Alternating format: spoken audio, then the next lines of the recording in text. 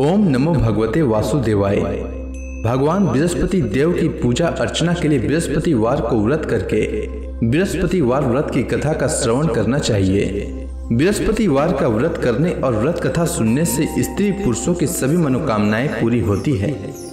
इस व्रत से धन संपत्ति की प्राप्ति होती है, निसंतानों को पुत्र प्राप्ति होती है, परिवार में सुख शांति बनी रहती है, सभी आनंद पूर्वक रहते हैं। इस व्रत में व्रत कथा का श्रवण करने का विशेष महत्व है। अब आइए सुनते हैं बृहस्पतिवार व्रत कथा। प्राचीन समय की बात है। भारत में एक राजा राज्य करता था। वह बड़ा प्रतापी तथा दानी था। वह नित्य प्रति मंदिर में भगवत दर्शन करने जाता था। वह ब्राह्मण और गुरु की सेवा किया करता था। उसके द्वार से कोई भी याचक निराश होकर नहीं लौटता था। वह प्रत्येक गुरुवार को व्रत रखता एवं पूजन करता था। हर दिन गरीबों की सहायता करता था। परंतु यह सब बातें उसकी रानी को अच्छी नहीं लगती थी। वह न तो व्रत करती और न किसी को एक भी पैसा दान में देती थी। वह राजा से भी ऐसा करने को मना किया करती थी। एक समय की बात है। राजा शिकार खेलने वन को चले गए। घर पर रानी और दासी थी। उस समय गुरु बृहस्पति साधु का रूप धारण कर राजा के दरवाजे पर भिक्षा मांगने आए। साधु ने रानी से भिक्षा मांगी तो वह कहने लगी, हे साधु महाराज, मैं इस दान और पुण्य से तंग आ चुकी हूँ। इस कार्य के लिए तो मेरे पति देव ही बहुत हैं। अब आप ऐसी कृपा करें कि सारा धन नष्ट हो जाए तथा मैं आराम से रह सकूं। साधु रूपी बृहस्पति देव ने कहा, हे देवी, तुम बड़ी विचित्र हो। संतान और धन से कोई दुखी नहीं होता है, इसको सभी चाहते हैं। पापी भी पुत्र और धन की इच्छा करता है। अगर तुम्हारे पास धन अधिक है तो भूखे मनुष्यों को भोजन कराओ, प्याऊ लगाओ, ब्राह्मणों को दान दो, धर्मशालाएं बनवाओ, कुआं, तालाब, बावड़ी, बाग, बगीचे आदि का निर्माण कराओ तथा निर्धनों की कुंवारी कन्याओं का विवाह कराओ, साथ ही यज्ञ आदि करो। इस प्रकार के कर्मों से आपके कुल का और आपका नाम परलोक में सार्थक होगा एवं स्वर्ग की प्राप्ति होगी। परंतु रानी साधु की इन बातों से खुश नहीं हुई। उसने कहा, हे साधु महाराज, मुझे ऐसे धन की आवश्यकता नहीं जिसको मैं अन्य लोगों को दान दूं तथा जिसको रखने और संभालने में ही मेरा सारा समय नष्ट हो जाए। साधु ने कहा, हे देवी, यदि तुम्हारी ऐसी ही इच्छा है तो जैसा मैं तुम्हें बताता हूँ तुम वैसा ही करना। बृहस्पतिवार के दिन घर को गोबर से लिपना, अपने केसों को पीली मिट्टी से धोना, केसों को धोते समय स्नान करना, राजा से कहना वह हजामत करवाए, भोजन में मांस मदिरा खाना, कपड़ा धोबी के यहाँ धुलने देना। इस प्रकार 7 बृहस्पतिवार करने से तुम्हारा धन नष्ट हो जाएगा। यह कहकर साधु महाराज रूपी बृहस्पति देव अंतर ध्यान हो गए। रानी ने साधु के कहने के अनुसार 7 बृहस्पतिवार तक वैसा ही करने का विचार किया।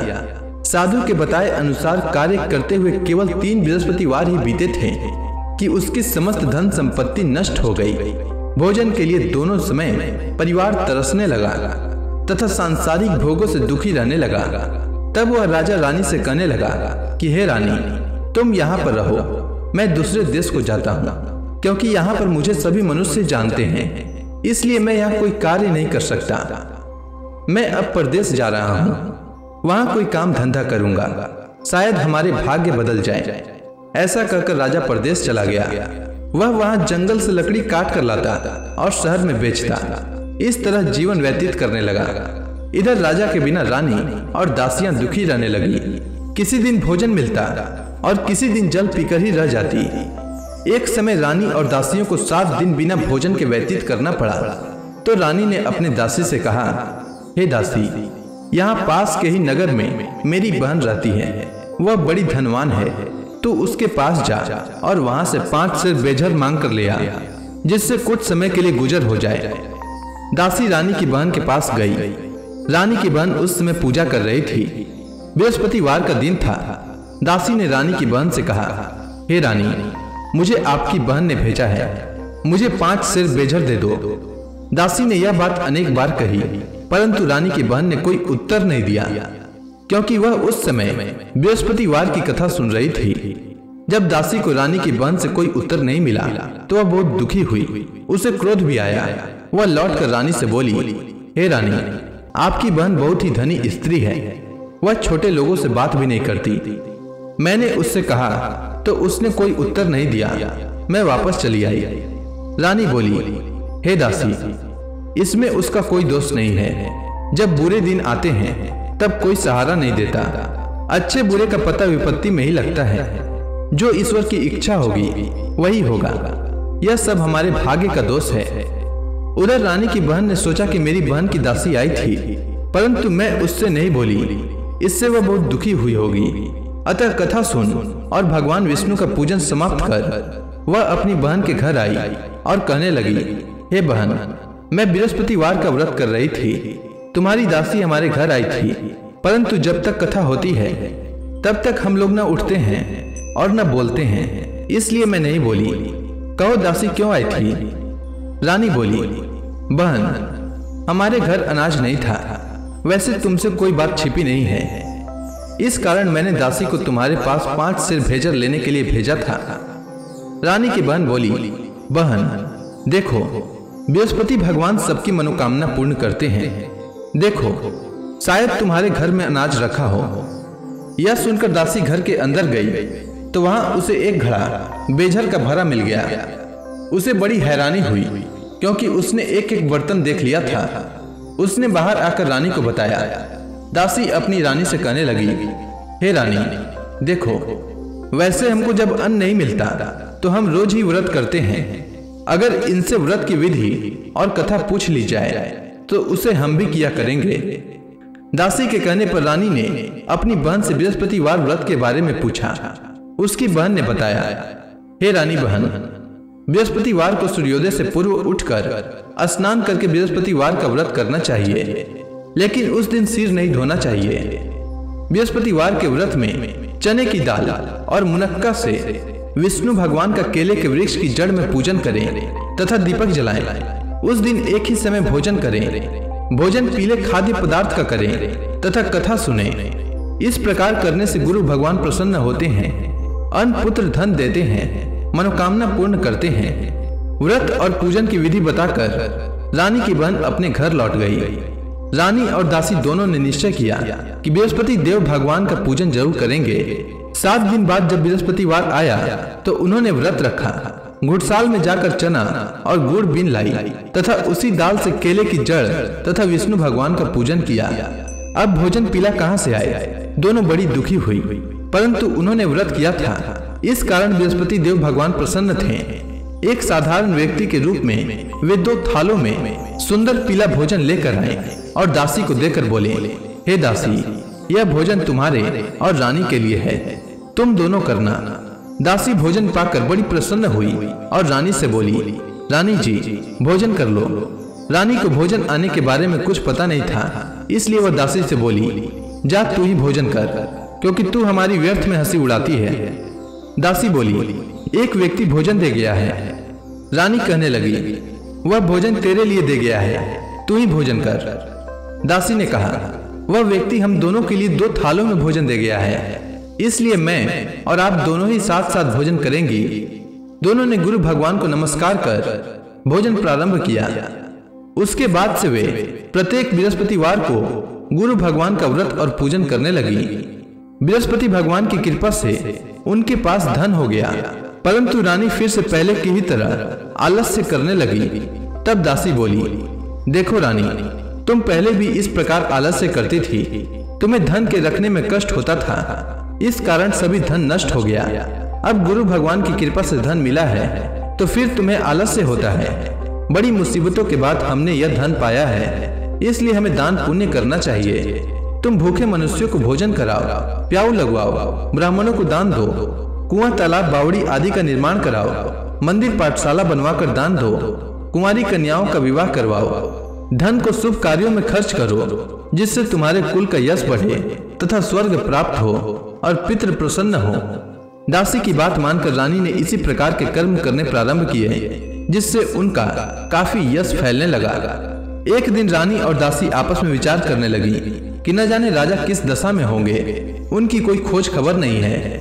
गुरु भगवान से उन्होंने प्रार्थना की और भगवान ने रात्रि में राजा को स्वप्न में कहा, हे राजा, उठ, तेरी रानी तुझको याद करती है, अब अपने देश को लौट जा। राजा प्रातः काल उठकर जंगल से लकड़ियां काट कर लाने के लिए जंगल की ओर चल पड़ा। जंगल से गुजरते ही वह सोचने लगा, रानी की गलती से उसे कितने दुख भोगने पड़े। राजपाट छोड़कर उसे जंगल में आकर रहना पड़ा। जंगल से लकड़ियां काटकर उन्हें बेचकर गुजारा करना पड़ा। उसी समय उस जंगल में बृहस्पति देव एक साधु का रूप धारण कर आए और राजा के पास आकर बोले, हे लकड़हारे, तुम इस सुनसान जंगल में किस चिंता में बैठे हो, मुझे बतलाओ। यह सुनकर राजा के नेत्रों में जल भर आया और साधु की वंदना कर बोले, हे प्रभु, आप सब कुछ जानने वाले हैं। इतना कहकर राजा ने साधु को अपनी संपूर्ण कहानी सुना दी। महात्मा दयालु होते हैं। वे राजा से बोले, हे राजा, तुम्हारी पत्नी ने बृहस्पति देव के प्रति अपराध किया था, जिसके कारण तुम्हारी यह दशा हुई है। अब तुम किसी प्रकार की चिंता मत करो, भगवान तुम्हें पहले से अधिक धन देंगे। देखो, तुम्हारी पत्नी ने बृहस्पतिवार का व्रत प्रारंभ कर दिया है। अब तुम भी बृहस्पतिवार का व्रत करके चने की दाल व गुड़ जल के लोटे में डालकर केले का पूजन करो, फिर कथा सुनो। भगवान तुम्हारी सब मनोकामनाओं को पूर्ण करेंगे। साधु को प्रसन्न देखकर राजा बोला, हे प्रभु, मुझे लकड़ी बेचकर इतना पैसा भी नहीं बचता जिससे भोजन करने के उपरांत कुछ बचा सकूं। मैंने रात्रि में अपनी रानी को व्याकुल देखा है। मेरे पास कोई साधन नहीं जिससे समाचार जान सकूं। फिर मैं बृहस्पति देव की क्या कहानी सुनूं? मुझको तो कुछ भी मालूम नहीं है। साधु ने कहा, हे राजा, तुम किसी बात की चिंता मत करो। बृहस्पतिवार के दिन तुम रोजाना की तरह लकड़ियां लेकर शहर में जाओ। तुम्हें रोज से दुगना धन प्राप्त होगा, जिससे तुम भली भांति भोजन कर लोगे तथा बृहस्पति देव की पूजा का सामान भी आ जाएगा। बृहस्पति देव की कथा इस प्रकार है, सुनो। प्राचीन काल में एक बहुत ही निर्धन ब्राह्मण था। उसकी कोई संतान नहीं थी। वह नित्य पूजा पाठ करता, परंतु उसकी स्त्री बहुत मलिनता के साथ रहती थी। वह स्नान न करती और न किसी देवता का पूजन करती। प्रातःकाल उठते ही सर्वप्रथम भोजन करती, बाद में कोई अन्य कार्य करती। ब्राह्मण देवता बहुत दुखी रहते थे। पत्नी को बहुत समझाते, किंतु उसका कोई परिणाम न निकलता। भगवान की कृपा से ब्राह्मण की स्त्री को कन्या उत्पन्न हुई। वह कन्या अपने पिता के घर में बड़ी होने लगी। वह बालिका प्रातः स्नान करके भगवान विष्णु का जप करती। वह बचपन से ही बृहस्पतिवार का व्रत भी करने लगी। पूजा पाठ समाप्त कर विद्यालय जाती तो अपनी मुट्ठी में जौ भर कर ले जाती और पाठशाला जाने के मार्ग में डालती जाती। वही जौ स्वर्ण के हो जाते तो लौटते समय उनको बीनकर घर ले आती। एक दिन वह बालिका सूप में उन सोने के जौ को फटक कर साफ कर रही थी। तभी उसकी मां ने देख लिया और कहा, हे बेटी, सोने के जौ को फटकने के लिए सोने का सूप होना चाहिए। दूसरे दिन गुरुवार था। इस कन्या ने व्रत रखा और बृहस्पति देव से प्रार्थना करके कहा, हे प्रभु, यदि मैंने सच्चे मन से आपकी पूजा की हो तो मुझे सोने का सूप दे दो। बृहस्पति देव ने उसकी प्रार्थना स्वीकार कर ली।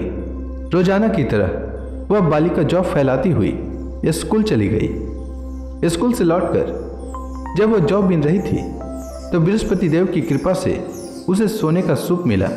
उसे वह घर ले आई और उससे जौ साफ करने लगी, परंतु उसकी मां का वही ढंग रहा। एक दिन की बात है, वह कन्या सोने के सूप में जौ साफ कर रही थी। उस समय उस नगर का राजकुमार वहां से होकर निकला। इस कन्या के रूप और सोने के सूप में जौ को साफ करते देखकर वह उस कन्या पर मोहित हो गया। राजमहल आकर वह भोजन तथा जल त्याग कर उदास होकर लेट गया। राजा को जब राजकुमार द्वारा अन्न जल त्यागने का समाचार ज्ञात हुआ तो अपने मंत्रियों के साथ वह अपने पुत्र के पास गए और बोले, हे बेटा, तुम्हें किस बात का कष्ट है? किसी ने अपमान किया है अथवा कोई और कारण है? मुझे बताओ, मैं वही करूँगा जिससे तुम्हें प्रसन्नता हो। राजकुमार ने अपने पिता की बातें सुनी तो वह बोला, मुझे आपकी कृपा से किसी बात का दुख नहीं है। किसी ने मेरा अपमान नहीं किया है, परंतु मैं उस लड़की के साथ विवाह करना चाहता हूँ जो सोने के सूप में जौ साफ कर रही थी। यह सुनकर राजा आश्चर्य में पड़ गया और बोला, हे बेटा, इस तरह की कन्या का पता तुम्हें लगाओ। मैं उसके साथ तुम्हारा विवाह अवश्य ही करवा दूंगा। राजकुमार ने राजा को उस लड़की के घर का पता बतलाया। मंत्री उस लड़की के घर गया और राजा का आदेश ब्राह्मण को सुनाया। कुछ ही दिन बाद ब्राह्मण की कन्या का विवाह राजकुमार के साथ संपन्न हो गया। कन्या के घर से जाते ही उस ब्राह्मण देवता के घर में पहले की भांति गरीबी का निवास हो गया। अब भोजन के लिए भी अन्न बड़ी मुश्किल से मिलता था। एक दिन दुखी होकर ब्राह्मण अपनी पुत्री से मिलने गया। बेटी ने पिता की दुख की अवस्था को देखा और अपनी माँ का समाचार पूछा। ब्राह्मण ने सभी हाल कहा। कन्या ने बहुत सा धन देकर अपने पिता को विदा कर दिया। इस तरह ब्राह्मण का कुछ समय सुखपूर्वक व्यतीत हुआ, लेकिन कुछ दिन बाद फिर वही हाल हो गया। ब्राह्मण फिर अपनी कन्या के यहाँ गया और सभी हाल कहा तो पुत्री बोली, हे पिताजी, आप माता जी को यहाँ लिवा लाओ। मैं उन्हें वह विधि बता दूंगी जिससे गरीबी दूर हो जाए। ब्राह्मण देवता अपनी स्त्री को साथ लेकर अपनी पुत्री के पास राजमहल पहुँचे तो पुत्री अपनी माँ को समझाने लगी, हे माँ, तुम प्रातःकाल उठकर प्रथम स्नान आदि करके विष्णु भगवान का पूजन करो तो सब दरिद्रता दूर हो जाएगी। परंतु उसकी माँ ने उसकी एक बात नहीं मानी। वह प्रातःकाल उठकर अपनी पुत्री का बचा जूठन खा लेती थी। एक दिन उसकी पुत्री को बहुत गुस्सा आया। उसने एक रात एक कोठरी से सारा सामान निकाल दिया और अपनी माँ को उसमें बंद कर दिया। प्रातः उसमें से उसे निकाला तो स्नान आदि करा के पूजा पाठ करवाया तो उसकी माँ की बुद्धि ठीक हो गई। इसके बाद वह नियम से पूजा पाठ करती और प्रत्येक बृहस्पतिवार को व्रत रखने लगी। इस व्रत के प्रभाव से उसकी माँ भी बहुत धनवान हो गई और बृहस्पति देवता के प्रभाव से स्वर्ग को गई। वह ब्राह्मण भी सुखपूर्वक इस लोक का सुख भोग कर स्वर्ग को प्राप्त हुआ। इस तरह कहानी कहकर साधु देवता वहां से लोप हो गए। धीरे धीरे समय व्यतीत होने पर फिर बृहस्पतिवार का दिन आया। राजा जंगल से लकड़ी काटकर किसी शहर में बेचने गया। उसे उस दिन और दिनों से अधिक धन मिला। राजा ने चना गुड़ आदि लाकर बृहस्पतिवार का व्रत किया। उस दिन से उसके सभी क्लेश दूर हो गए। परंतु जब अगला गुरुवार का दिन आया तो वह बृहस्पतिवार का व्रत करना भूल गया। इस कारण बृहस्पति भगवान नाराज हो गए। उस दिन उस नगर के राजा ने विशाल यज्ञ का आयोजन किया तथा अपने समस्त राज्य में घोषणा करवा दी कि कोई भी मनुष्य अपने घर में भोजन न बनाए तथा आग भी न जलाए। समस्त लोग मेरे यहाँ भोजन करने आवे। इस आज्ञा को जो न मानेगा उसको फांसी की सजा दी जाएगी। राजा की आज्ञानुसार राज्य के सभी वासी राजा के भोज में सम्मिलित हुए, लेकिन लकड़हारा कुछ देर से पहुंचा, इसलिए राजा उसको अपने साथ महल में ले गए। जब राजा लकड़हारे को भोजन करा रहे थे तो रानी की दृष्टि उस खुटी पर पड़ी जिस पर उसका हार लटका हुआ था। उसे हार खुटी पर लटका दिखाई नहीं दिया।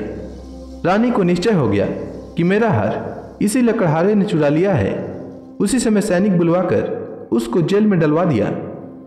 जब लकड़हारा जेल खाने में गया तो बहुत दुखी होकर विचार करने लगा कि न जाने कौन से पूर्व जन्म के कर्म से मुझे यह दुख प्राप्त हुआ है, और उसी साधु को याद करने लगा जो जंगल में मिला था।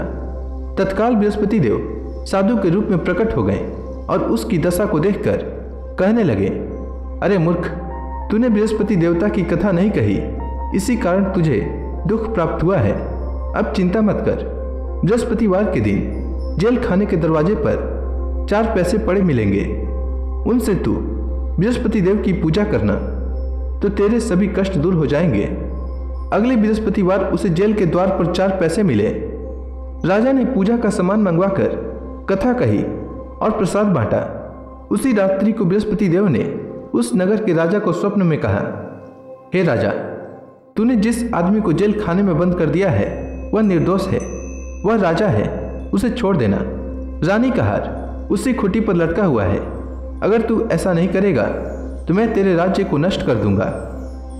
राजा प्रातःकाल उठा और खुटी पर हार टंगा देखकर लकड़हारे को बुलाकर क्षमा मांगी तथा राजा के योग्य सुंदर वस्त्र आभूषण भेंट कर उसे विदा किया।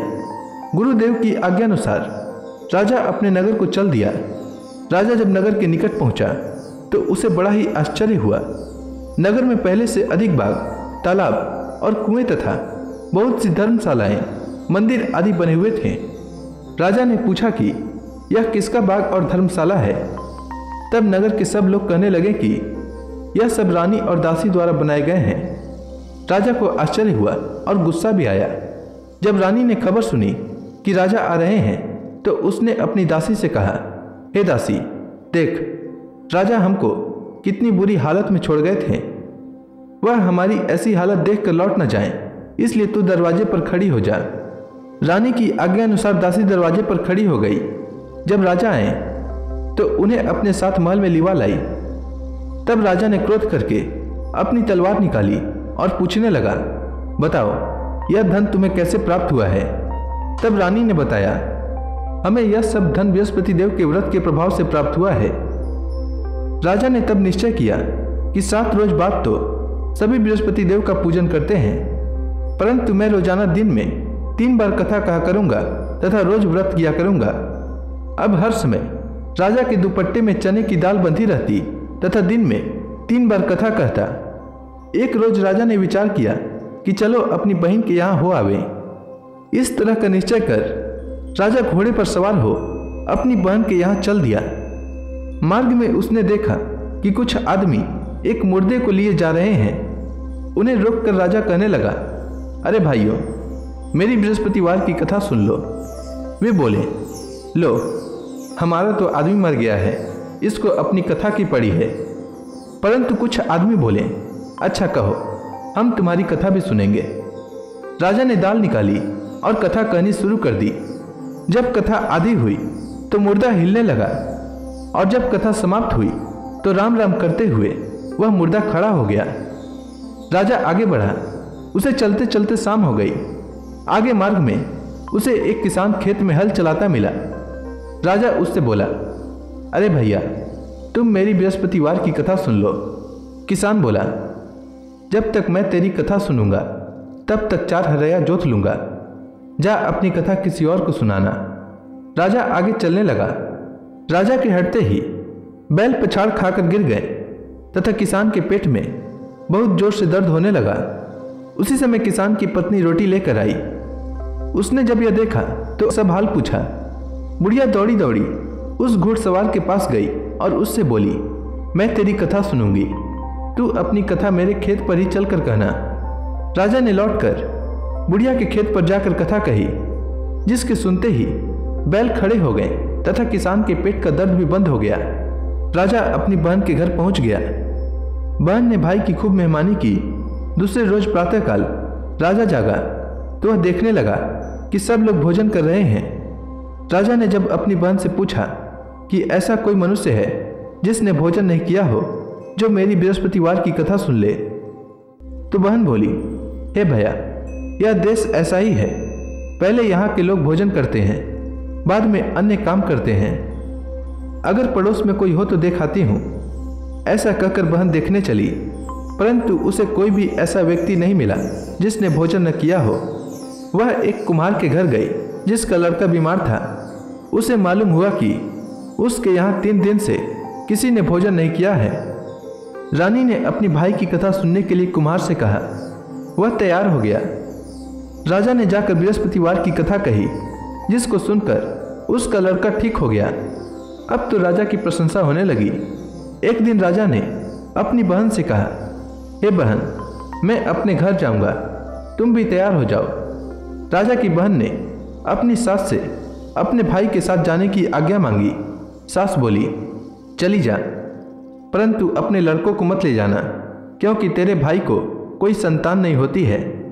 बहन ने अपने भाई से कहा, हे भैया, मैं तो चलूंगी, परंतु कोई बालक नहीं जाएगा।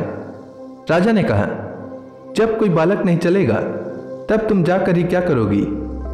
दुखी मन से राजा अपने नगर को लौट आया। राजा ने अपनी रानी से कहा, हम निसंतान हैं, इसलिए कोई हमारे घर आना पसंद नहीं करता। इतना कह वह बिना भोजन आदि किए शैया पर लेट गया।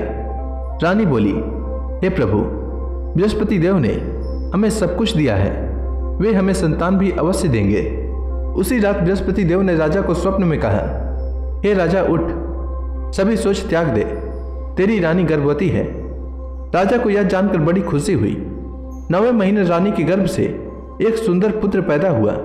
जब राजा की बहन ने यह शुभ समाचार सुना तो वह बहुत खुश हुई तथा बधाई लेकर अपने भाई के यहाँ आई। तभी रानी ने कहा, घोड़ा चढ़कर नहीं आई, गधा चढ़ी आई। रानी की बहन बोली, भाई मैं इस प्रकार न कहती तो तुम्हें औलाद कैसे मिलती। बृहस्पति देव ऐसे ही हैं, जिसके मन में जो कामनाएं रहती है सभी को पूर्ण करते हैं। जो सद्भावना पूर्वक बृहस्पतिवार का व्रत करता है एवं यह कथा पढ़ता है अथवा सुनता है और दूसरों को सुनाता है, बृहस्पति देव उसकी सभी मनोकामना पूर्ण करते हैं। बृहस्पति देव उनकी सदैव रक्षा करते हैं। जो संसार में सद्भावना व सच्चे हृदय से बृहस्पति देव का पूजन करते हैं, उनकी सभी मनोकामनाएं उसी प्रकार पूर्ण होती है जैसे रानी और राजा ने बृहस्पति देव की कथा का गुणगान किया। उनकी सभी इच्छाएं बृहस्पति देव ने पूर्ण की। मनुष्य को हृदय से उनका मनन करते हुए जयकारा करना चाहिए। तो प्रेम से बोलिए, बृहस्पति देव की जय, विष्णु भगवान की जय, समस्त देवी देवताओं की जय। अब आप सभी भक्तगण हाथ जोड़कर भगवान श्री हरि का ध्यान करें। आरती होने वाली है। ओम जय जगदीश हरे, स्वामी जय जगदीश हरे। भक्त जनों के संकट, भक्त जनों के संकट क्षण में दूर करे। ओम जय जगदीश हरे। जो ध्यावे फल पावे, दुख बिन से मन का, सुख संपत्ति घर आवे, कष्ट मिटे तन का। ओम जय जगदीश हरे। मात पिता तुम मेरे, शरण गहूँ मैं किसकी, प्रभु शरण गहूँ मैं किसकी। तुम बिन और न दूजा, तुम बिन और न दूजा, आस करूं मैं किसकी। ओम जय जगदीश हरे। तुम पूरन परमात्मा, तुम अंतर्यामी, प्रभु तुम अंतर्यामी। पार ब्रह्म परमेश्वर, तुम सबके स्वामी। ओम जय जगदीश हरे। तुम करुणा के सागर, तुम पालन करता, प्रभु तुम पालन करता। मैं मूरख खल कामी, मैं मूरख खल कामी, कृपा करो भरता। ओम जय जगदीश हरे। तुम हो एक अगोचर, सबके प्राणपति, प्रभु सबके प्राणपति। किस विधि मिलूं दया मैं, किस विधि मिलूं दया मैं, तुमको मैं कुमति। ओम जय जगदीश हरे। दीन बंधु दुख हरता, तुम रक्षक मेरे, प्रभु तुम रक्षक मेरे। अपने हाथ उठाओ, अपने हाथ उठाओ, द्वार पड़ा तेरे। ओम जय जगदीश हरे।